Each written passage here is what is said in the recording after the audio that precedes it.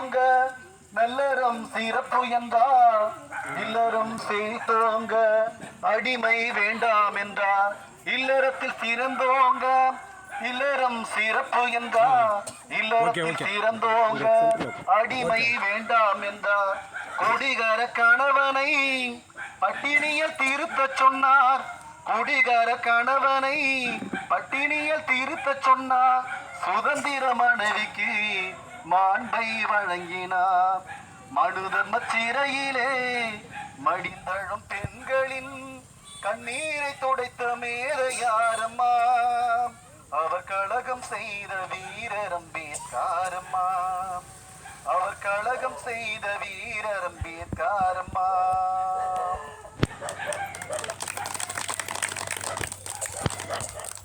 மீண்டும் ஒரு முறை மாலை நேர வணக்கத்தை தெரிவித்துக் கொண்டு ஆண்டுதோறும் கொண்டாடப்படும் மகளிர் தின நன்னாளில் உங்களுக்கு மீண்டும் ஒரு முறை மகளிர் வாழ்த்துக்களை கூறிக்கொண்டு, ஏன் இந்த மகளிருக்கு இப்படிப்பட்ட கொடுமைகள் தொடர்ந்து நடந்து கொண்டிருக்கிறது, இந்த மக்கள் ஏன் இன்னும் விழிப்புணர்வு அடையவில்லை, கல்வி ரீதியாக பொருளாதார ரீதியாக இத்தனை அடக்குமுறைகள் ஏன் நடக்கிறது என்பதை சற்று கொஞ்சம் யதார்த்தமாக புரிந்து கொள்ள வேண்டியது. அங்க பேசாதீங்க, நீங்க பேசிக்கிட்டே இருந்தீங்கன்னா நான் ரொம்ப நேரம் பேசிக்கிட்டே இருப்பேன். என்ன பண்ணுவேன், நான் ரொம்ப நேரம் பேசிக்கிட்டே இருப்பேன். இப்படிதான் ஒரு மேடையில் போயிட்டு ஒரு பாட்டை பாடிக்கிட்டே இருந்தேன். ஒருத்தர் என்ன பண்ணாரு, பாடி முடிச்சதுன்னு மறுபடியும் ஒன்ஸ் மோர்னு, பரவாயில்ல நம்ம பாட்டுக்கே ஒன்ஸ் மோர் கேட்கறாங்கன்னு சொல்லிட்டு மறுபடியும் ஒரு டைம் பாங்க, மீண்டும் ஒன்ஸ் மோர்னு. என்னப்பா மீண்டும் மீண்டும் ஒன்ஸ் மோர் கேட்குறீங்க, என் பாட்டு அவ்வளோ இனிமையா இருக்கா? அட நீ வேறையா, ஒரு முறையாவது ஒழுங்கா பாடி தொலையான்னு. அந்த மாதிரி ஒரு நிகழ்ச்சிக்கு வந்தீங்கன்னா இந்த நிகழ்ச்சி என்ன பேசுறோம் என்ன செய்யறோன்றத முழுவதுமாக கேட்டுறதா ஒரு முடிவு பண்ணணும். இன்றைய பெண்கள் இந்த சூழலுக்கு இருக்காங்கன்னா என்ன காரணம் நினைக்கிறீங்க நீங்க? பெரும்பாலும் குறிப்பாக பட்டியல் சமூக மக்கள், அதாவது தலித் சமூகத்தை சேர்ந்த மக்கள் பெண்கள் விழிப்புணர்வு இல்லாமல் இருக்கிறார்கள். கல்வியா இருந்தாலும் சரி, அது குடும்பமாக இருந்தாலும் சரி, பொருளாதார ரீதியாக இருக்கிறார்கள். இன்று தமிழகம் மட்டும் இல்ல, இந்தியா முழுவதும்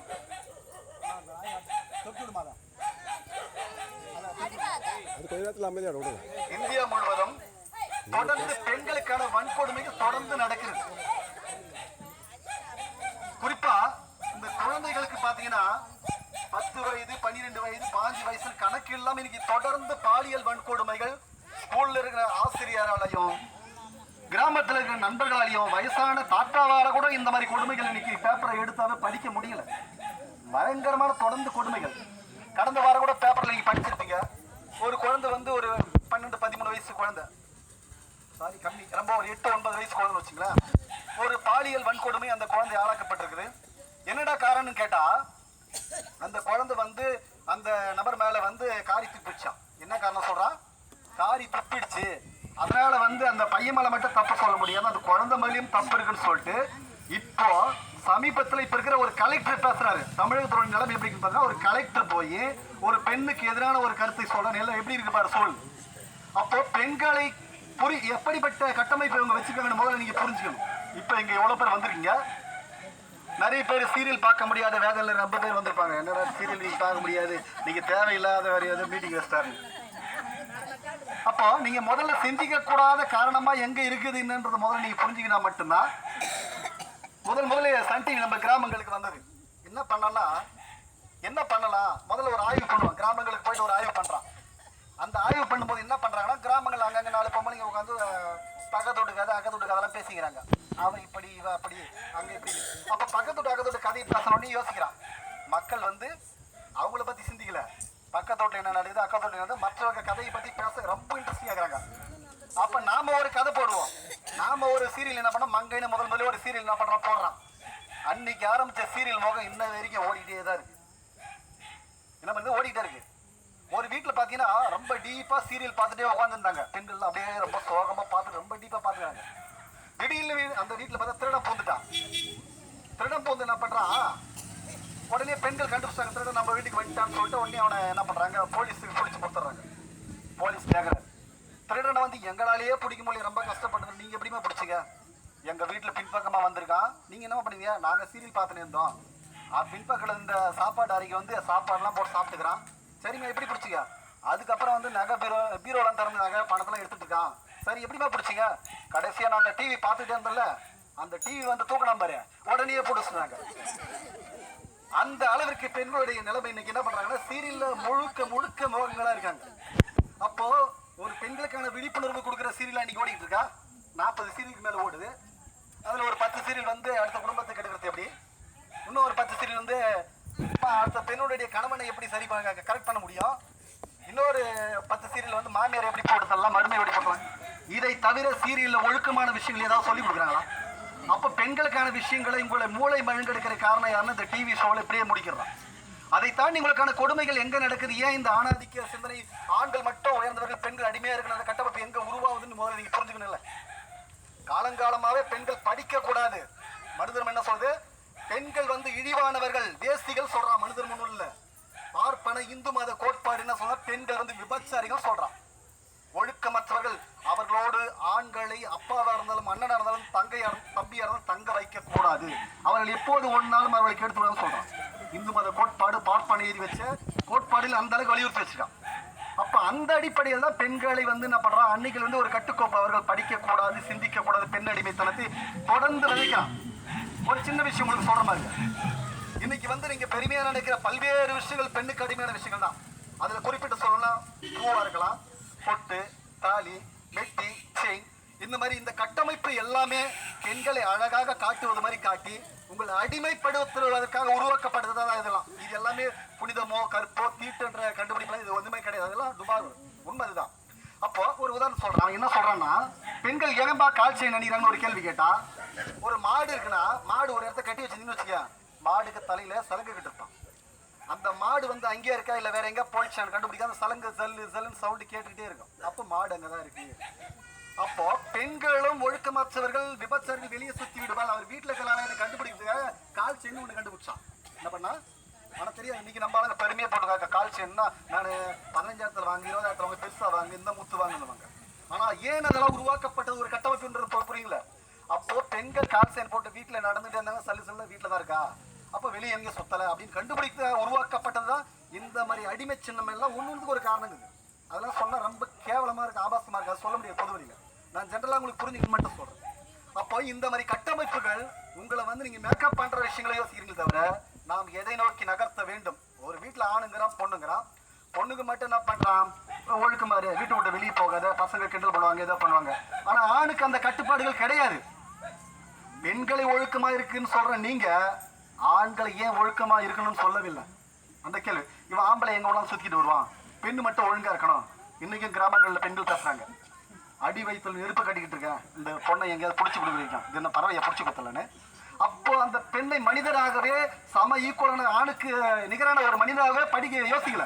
இருக்கிற பெண்கள் கிராமங்கள்ல இருக்கிறது தமிழ்ல இருக்கிற மனநிலையும் இன்னைக்கு எந்த அளவு தான் இருக்குது. அப்போ ஆணுக்கு நிகராக பெண்களையும் படிக்க வைக்கணும். 2 பேரும் ஒன்று தான், 2 பேரும் ஈக்குவலான செலவு பண்ணி எல்லா விஷயங்களும் பண்ணணும். ஆனால் ஆண்களை பார்த்தா நிறைய பேர் பார்த்தீங்கன்னா நல்லா படிக்க வைப்பான். பெண்கள் ஒரு 10th +2 வந்துச்சு அதை நீத்தி கல்யாணம் பண்ணி கொடுத்துடலாம். இன்னைக்கு அப்போ அவர்கள் இந்த சமூகத்தை பற்றி புரிதல் இல்லாத காரணம் அவங்க 15 வயசு 16 வயசு 18 ஆகிறதுக்கு முன்னே திருமணத்தை பண்ணி கொடுத்தாலும் அவங்க குடும்பத்தை எப்படி மெயின்டைன் பண்ணணும், அங்கே இருக்க கொடுமைகளை அதனால் தாங்க முடியல, பல்வேறு விஷயங்கள் அவங்க ஆட்பட்ட காரணம் இது ஒரு காரணம். அப்போ சமூகம் சார்ந்த விஷயங்களை உங்களை சிந்திக்க விட தடுப்பது எது? மதம். இப்போ சொன்னேன் இல்லையா, மதங்கள் பல்வேறு மதங்களா இருக்கலாம், நீங்க எந்த மதம் வேணாலும் இருக்கலாம். ஆனா எல்லா மதங்களும் பெண்களை வந்து அடிமையாகத்தான் இருக்கணும்னு சொல்லுது. நீங்க அதை முழுமையாக நீங்க படிச்சு பாத்தீங்கன்னா மதங்களை, அது இந்துவா இருக்கட்டும், இஸ்லாமியா இருக்கட்டும், கிறிஸ்துவா இருக்கட்டும், உலகத்தில் இருக்கிற எல்லா மதங்களும் பெண்களை வந்து அடிமையாக காட்டுவதற்கு தான் முயற்சி பண்ணும். ஆண்கள் மட்டும் உயர்வானவர்கள், பெண்கள் எல்லாமே வந்து படிக்கக்கூடாது, சிந்திக்கக்கூடாதுன்னு பல்வேறு கட்டமைப்புகளை உருவாச்சிருக்கான். மனிதர் முன்னோர்கள் சொல்றேன் இல்லையா. இப்போ சமீபத்தில் கூட ஏறக்குறைய அம்பேத்கர் வந்து சட்டம் ஏற்றினா நமக்கு எல்லாம் தெரியும், பெண்களுக்கான எல்லா சட்டங்களும் வந்தது. முதலில் வந்து பல சட்டங்கள் அவர் இருக்கும்போது இந்த சட்ட அமைச்சராக இருக்கும்போது எழுதிட்டாரு. இடையில் நேரு அமைச்சராக இருக்கும்போது ஒரு சட்டத்தை, பிரதமராக இருக்கும்போது ஒரு சட்டத்தை கொண்டு வராரு. அதாவது இந்து சட்ட திருத்த மசோதான்னு ஒரு திட்டத்தை கொண்டு வராரு. அந்த சட்டத்தில் 2 விஷயங்கள் பாஸ் பண்றாரு. ஒன்று, பிற்படுத்தப்பட்ட மிகவும் பிற்படுத்தப்பட்ட மக்களுக்கு இடஒதுக்கீடு. அதாவது உங்களுக்கு புரிதல் தெரியல, பட்டியல் சமூகத்தில் இருக்க SC மக்களுக்கு இல்லாத மற்ற மக்களுக்கும் இடஒதுக்கீடு வேணும். இப்போ நம்ம சேரி ஊருன்னு பிரித்து சொல்றோம் இல்லையா, அப்போ அந்த மக்களும் பின்தங்கி இருக்காங்க, படிப்பறிவு இல்லை, வேலைவாய்ப்பு இல்லை, அவர்களுக்கும் இடஒதுக்கீடு வேணும் என்று ஒரு சமமான ஒரு சட்டத்தை கொண்டு வர. இன்னொரு விஷயம், பெண்கள் வந்து கல்வி பெறக்கூடாது, படிக்கக்கூடாது, சொத்துரிமை கூடாது, அதே மாதிரி திருமண உரிமை கூடாது. காதல் பண்ணி திருமணம் அவங்க இஷ்டத்துக்கு பண்ணிக்கலாம், ரீஸ்டாப்ஸில் பண்ணிக்கலாம், இல்லை திருமணம் செட் ஆகலாம் விவாகரத்து பண்ணிக்கலாம். இப்படி பல்வேறு சட்டங்கள் பெண்களுக்கான பிரச்சனைகளை குறித்துலாம் ஒரு சட்டத்தை கொண்டு வர. இந்த 2 சட்டம் வந்து பாராளுமன்றத்தில் நிறைவேற்றுக்கு கொண்டு வரும்போது அங்கிருந்து நேரு அமைச்சர் வந்து பல்வேறு எதிர்ப்புகள் கிளம்புது. உடனே அதை கிளப்புறதெல்லாம் யாருன்னு பார்த்தீங்கன்னா, இப்போ சொன்னீங்க பார்ப்பன கூட்டம், இன்னைக்கு மோடி ஆட்சி பண்ணிட்டு இருக்காருல்ல, பார்ப்பனெல்லாம் பிஜேபின்னு சொல்றல, அப்போ அந்த ஐயர் கேள்விப்பட்டிருக்கீங்களா? பார்ப்பன யாரு? ஐயர், உயர் சாதின்னு சொல்லிக்கிறாங்க. அப்போ அந்த கட்டமைப்பில் இருக்கிற கூட்டம் என்ன சொல்றாங்கன்னா, பெண்கள் படித்து விட்டால் அந்த உலகமே அழிஞ்சிரும், பெண்கள்லாம் படிக்கவே கூடாது. ஏன்னா காலங்காலமாக பெண்களை அடிமையாவே கட்டமைச்சு வச்சிருக்கான். அதை தாண்டி பெண்கள்லாம் படிச்சு விட்டாங்க, சொத்துரிமை கொடுத்துட்டாலும் ஈக்குவல் ஆகிடுந்தா என்ன ஆகும்? நாடு நாசமா போயிடும், பெண்களே படிக்க கூடாது. பெண்கள்லாம் வந்து அர்த்த சாஸ்திரன்ற நூல்ல சொல்றான் சாணக்கியன், பெண்கள் வந்து தட்டுமுட்டு சாமான் மாதிரி அவங்களை இரும்பு கொம்பை கொண்டு அடிக்கலான்றான், மூங்கில் கொம்பை கொண்டு அடிக்கலான்னு சொல்றான். அப்ப எந்த அளவுக்கு இந்த சமூகம் வந்து பெண்களை ஈக்குவலா மதிக்காம, படிக்க விடாம, கல்வி இல்லாம, சமத்துவம் பண்ணிருக்காங்க. அதையும் மீறி தான் நீங்க பல்வேறு தலைவர்கள் போராடி நீங்க ஓரளவுக்காவது உங்களை கொண்டு வந்து இந்த அளவுக்கு படிக்கணும், எல்லாரும் ஒற்றுமையா இருக்கணும்னு நினைக்கிறீங்க. அப்போ இந்த கட்டமை புரிந்து கொள்ளாமல் இன்ன வரைக்கும் நம்ம என்ன பண்றாங்கன்னா, இன்னுமே இந்த மாதிரி சினிமா மோகம், இன்னைக்கு பெண்களுக்கான சுதந்திரம் ஓரளவுக்கு இருந்தாலும் அதை தவறாக பயன்படுத்துற கூட்டம் இருக்கு. இன்னைக்கு வந்து இன்ஸ்டாவை ஓப்பன் பண்ண, இன்ஸ்டான்னு சொல்லிட்டு டிவியில் பசங்க பார்க்குறாங்க பாரு, அந்த இன்ஸ்டாவை ஓப்பன் பண்ணிங்கன்னா வெறும் டான்ஸும் பாடலாம் ஓடிக்கிட்டு இருக்கு. எல்லா பெண்களும் என்ன பண்ணுறாங்க, அவங்க பாட்டு டான்ஸ் ஆடிட்டு இருக்காங்க. அது ஒரு வன்முறைக்கு இவங்கள தூண்டுவதாக இருக்கிற காரணம். ஒரு சில விஷயங்களை நம்ம ஒழுக்கமாக கிராமத்து மக்கள் பரவாயில்ல, ஆனால் டவுனில் அதிகமாக பெண்கள் இந்த சினிமா மோகத்தில் என்ன பண்ணுறாங்க, ரீல்ஸ்ன்ற பேரில் அதிகமாக டான்ஸ் ஆடுறாங்க. ரொம்ப அது தேவையில்லாத ஆண்களுடைய பிரச்சனைகள் உருவாக்குறது காரணமாக இருக்குது. அதனால குழந்தைங்கிட்ட நீங்கள் எப்பயுமே வந்து முதல்ல வந்து பாதுகாப்பான விஷயத்த சொல்லிக் கொடுங்க. ஆணுக்கும் சொல்லிக் கொடுங்க, பெண்ணுக்கும் சொல்லிக் கொடுங்க. ரோட்டில் போகுதுன்னா யாரும் கிண்டல் பண்ணுவான், மாமா மச்சான் கிண்டல் பண்ணுவான், யாரும் கிண்டல் பண்ணுவான், மாமா தானே பேசணும், திடீர்னு தொட்டு பேசுவான், குழந்தைங்க முத்தம் கொடுப்பான். அப்போ குட் டச் பேட் டச்னு சொல்கிறான் இல்லையா, ஒரு குழந்தையை வந்து தொடுவதற்கு எங்கே தொடரலாம், தொடக்கூடாது, அந்த மாதிரி யாராகிட்ட எப்படி நடந்து கொள்ளுன்ற விஷயங்களை நீங்கள் சொல்லிக் கொடுங்க, பெண்களாக இருந்தாலும் ஆண்களாங்க.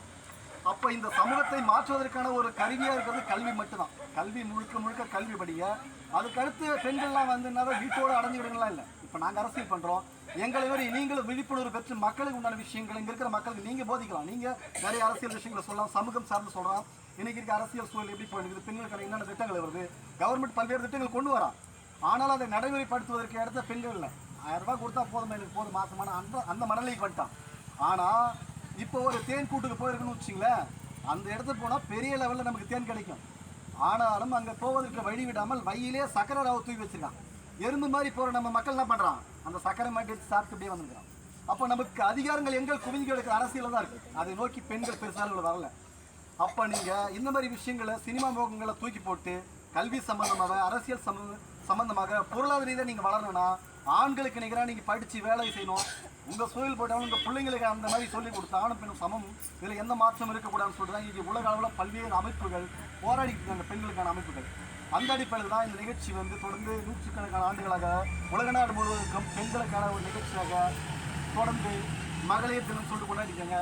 அந்த அடிப்படையில் இந்த இடங்களில் ஒரு நிகழ்ச்சியை ஒருங்கிணைத்து எனக்கும் ஒரு பேசுவதற்கான, நம்ம இந்த கிராமத்தில் நம்ம புதுசு நான் இதுவரைக்கும் பேசலாம், ஏன்னா பல்வேறு கிராமத்தில் நான் வந்து சொந்த ஒரு அணியால் தான் பல கிராமங்கள் பேசியிருந்தாலும் கரப்பூண்டிக்கு நான் முதலாக இப்போ தான் ஒரு கூட்டத்தில் பேசுகிறேன். தோயர் அவர்கள் சொல்லி தான் இந்த நிகழ்ச்சி ஏற்பாடு பண்ணியிருக்காங்க. மீண்டும் ஒரு முறை இந்த நிகழ்ச்சி ஏற்பாடு செய்த புரட்சிகர இளைஞர் முன்னணியுடைய தோழர் வெற்றி தோயர் அவர்களுக்கும், அவரோடு கலந்து கொண்டிருக்க தோயர்களுக்கும், இந்த நிகழ்ச்சியை ஒருங்கிணைத்து இவ்வளோ நேரம் பணிவோடு கேட்டுக்கொண்டிருந்த பொதுமக்களுக்கும் குழந்தைகளுக்கும் மீண்டும் ஒரு நன்றியை சொல்லி விடைபெறுகிறேன். நன்றி, வணக்கம்.